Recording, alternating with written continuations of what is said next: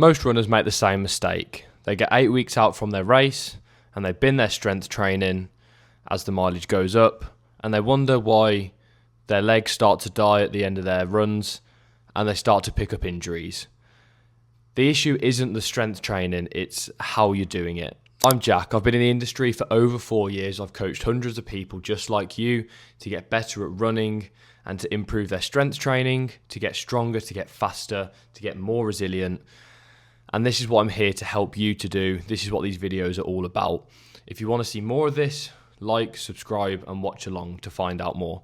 So when we think about strength training and how it pertains to running, then there's different phases throughout the year. So as we get closer to a race, and this the same goes for your running training, we want to get more specific to the event. So this means for running that running is now the main priority, okay?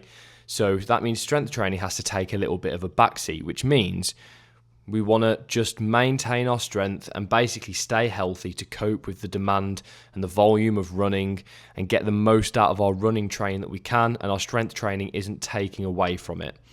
Now, if we stop strength training entirely, then we'll start to lose strength. We'll start to potentially pick up injuries, which is what we don't want to do. We don't want to start to lose muscle. So we need to find what we call the minimum effective dose.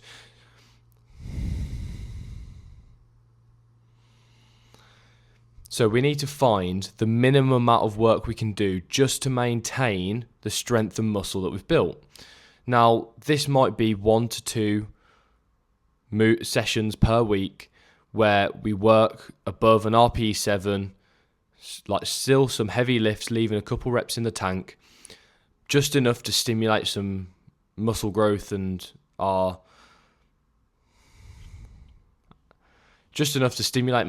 maintain strength. That is all we're after, okay?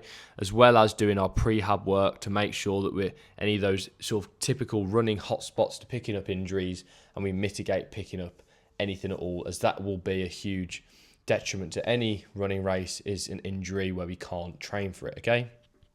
So that's one thing to look at. So that's sort of the volume part of the equation. Now, so we're basically looking at reducing our volume to a maintenance level and intensity a little bit, but more so volume and frequency. The other part to this is when we look at the types of strength exercise that we do. So we've got 3 types of strength movements, essentially. We've got eccentric, we've got concentric focus, and we've got isometric. Now, out of the 3, eccentric training specifically induces the most muscle soreness out of any of these. So, for example, this could be something like a 2 up and 1 down calf raise. Okay, so we're overloading the downwards or the lowering phase of a movement where we're the strongest.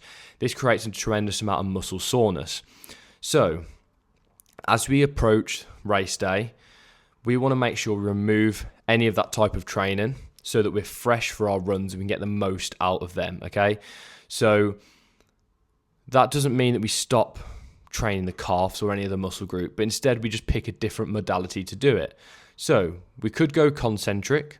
So a concentric, like a normal calf raise, pushed within 2 or 3 reps of failure for 1 or 2 sets, 1 to 2 times a week, might be more than adequate to keep everything feeling good around the ankle and the calf, keep the muscle, keep the strength, keep the tendon stiffness adaptations and all of that kind of stuff, okay? We could also look at doing isometrics. So isometrics will be something that probably induces the least amount of muscle soreness out of anything. And that's where you're holding a position. So that is also another option. And you could do a combination of concentric and isometric across the week if you wished, okay? Now, the other component to this is the range of motion. So typically, a movement that has a large range of motion that is loaded up close to failure will cause more muscle soreness. So, can we pick exercises that have a high neurological output but not so much muscular demand? For example, we could introduce a high box squat instead of a traditional barbell back squat where we're trying to get full depth. So we can still load up really heavy. We can still get a nice big stimulus to the quads, but it's not coming with the same level of local muscular fatigue that could carry over into your runs and make them potentially worse in this instance, in this specific instance, and not get as much out of your running training. So that's another thing we can do.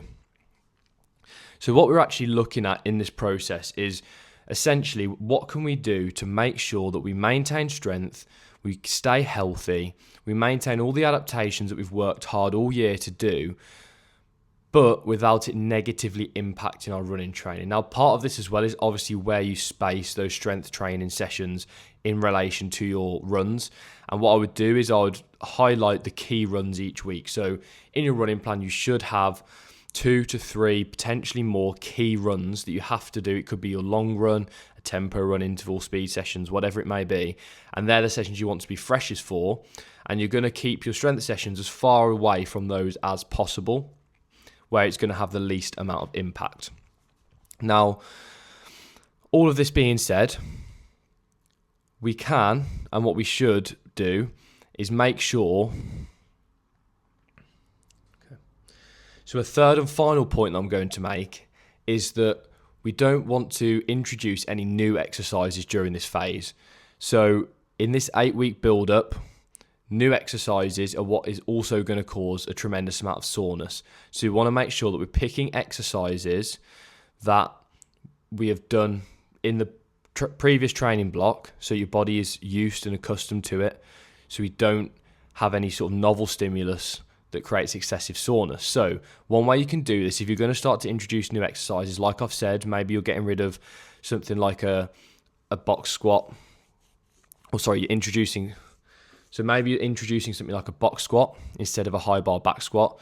You could start in the couple of weeks before your final training block is just introduce a few sets of high bar box squats, get used to what the weight feels like and how to do it, and just give your body a little taste of it before it becomes your main exercise.